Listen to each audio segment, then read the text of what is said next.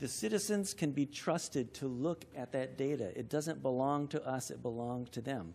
Please lower the screen and show the information that's there. The dashboard. You can talk about the resolution if you want. Mr. Chair. No. This is the time, this is the hearing, this is this resolution that has to do with making an informed decision. The information, the self-evident display of the performance, it's our friend. It's the smartest thing we can do. Let it speak for itself. Why would we shun Do you have any comments on the resolution? I move that we display the information that's available on our website in order to inform us in our community of what we are considering. Absolutely. I'll second the motion. All in favor, say aye. Aye. Want discussion? All opposed? No. Opposed.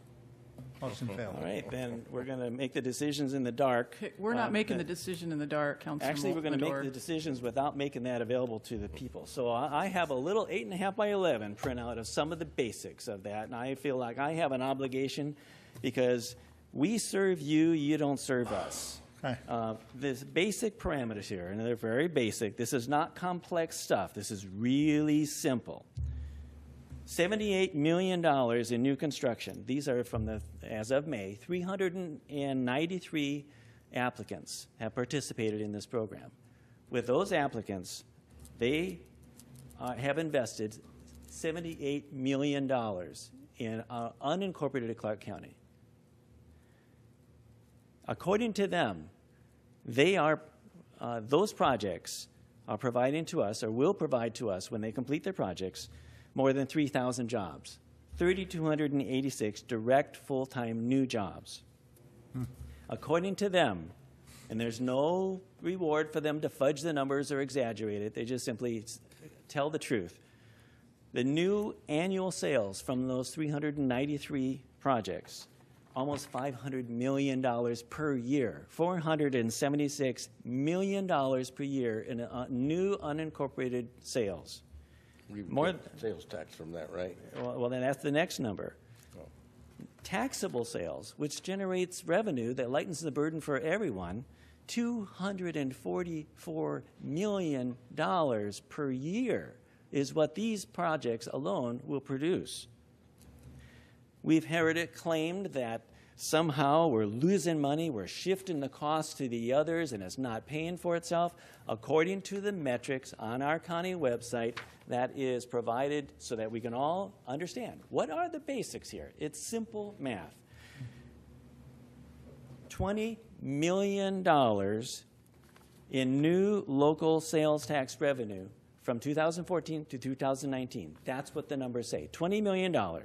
That's just the local, that's just our share. There's also a state share, $81 million for the state share.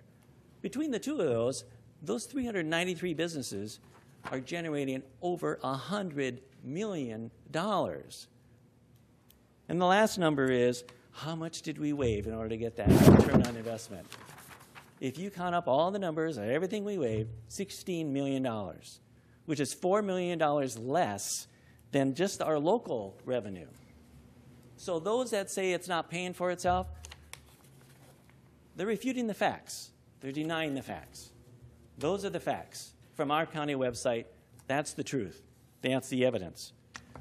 People say, oh, we don't know. How do we know that those jobs actually translate to something?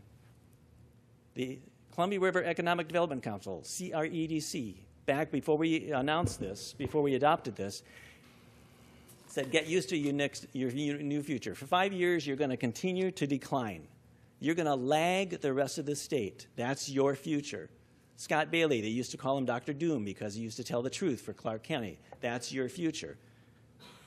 That's why one of the reasons I stepped up and said, that doesn't have to be that way. Business-friendly policies do matter. We adopted it right here. Does that measure success? Does that measure success? Can anybody say that we're not doing well? Now, here's another representation of the truth. They say, well, everybody's doing well. It's the contrast between our community and the other communities that's important. Indianapolis 500, you got a racetrack. There are 39 cars on that racetrack. one for every county in our state.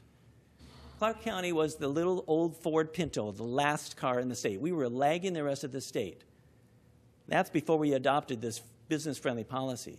Within 2 months of that, we replaced that new engine in that vehicle, and we lapped everybody else. And ever since, that race we've been leading that race, winning the competition, economic competition, and we are in competition with everyone else in the race. And yet we hear, oh, everybody's doing better. Well, yeah, the Indianapolis 500 has faster car times when you have really good weather. Everybody's doing better. But Clark County is doing the best. And either that has to be denied, that we're not doing better than any other county, or they say, well, it just happened for no reason. We're just lucky. Well, why did we do this in the first place? It's because we don't believe in luck. We believe in hard work and applying basic principles so that we can win. We don't win by giving up our lead. This is our neighboring county. This is Cowlitz County to the north. The same time period. They're actually doing worse than they were 17 years ago. They weren't as lucky. They didn't make any changes like we did. We changed. Why did we change? To get this kind of result. Because we didn't want this. They say that we're shifting the cost. Somehow we're not getting enough money into the road fund. Well, I wish these were larger, but my colleagues here don't want you to see this because they already know the answers. In reality, you see, if you look, go to clark.wa.gov, click on Fee Waiver button on the home screen, you can get to this stuff and see it for yourself. The bottom line is here, these are like earthquakes. You see these red spikes? You probably can't see them.